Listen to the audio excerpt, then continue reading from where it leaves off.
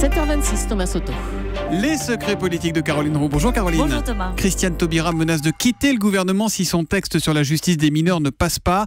L'info politique, Caroline, c'est qu'à l'Élysée, on joue l'apaisement avec une priorité, une seule. Christiane Taubira doit rester coûte que coûte. Oui, le président veut conserver la garde des Sceaux au gouvernement jusqu'à la fin du quinquennat. Voilà la ligne à l'Élysée. Alors vous savez qu'on la donne partant tous les 4 matins. Lui veut finir le quinquennat avec la même garde des Sceaux et l'argumentaire tient en 3 points.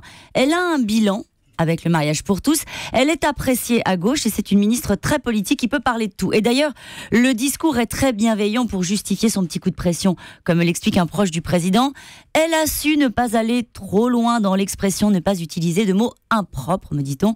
On trouve même un conseiller du président pour expliquer qu'elle a raison de défendre ses textes comme le font les autres ministres. Christiane Taubira, vous savez, a droit à un traitement de faveur, comme Laurent Fabius ou Jean-Yves Le Drian. Elle est l'une des rares à s'entretenir en tête-à-tête une fois par mois avec le président de la République. Bon, mais alors quand sera débattu ce texte sur la justice des mineurs auquel la garde des Sceaux tient tellement ? En 2016, l'Élysée s'engage à mener la réforme de toute façon avant la fin du quinquennat. Pas avant, car il n'y a pas de place au Parlement. Ça, c'est la version donnée par l'exécutif. En tout cas, Christiane Taubira aura au moins obtenu un début de calendrier.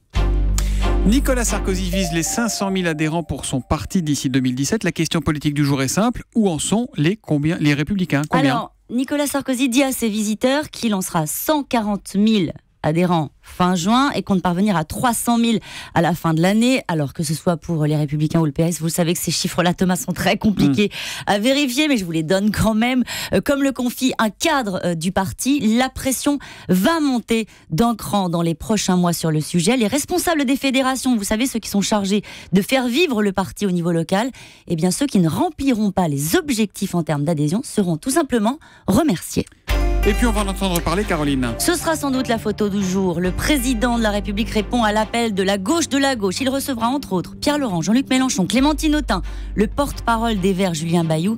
Tous ceux qui veulent que la France reste aux côtés du peuple grec. Encore un petit caillou que François Hollande jette sur sa gauche. Les secrets politiques de Caroline Roux tous les matins à 7h25 sur Europe 1. Demain, Caroline. À demain. À 8h20 en pleine grise gréco-européenne. Justement, c'est Pierre Moscovici, commissaire européen aux affaires économiques, qui sera l'invité de Jean-Pierre Elkabbach pour l'interview politique d'Europe 1.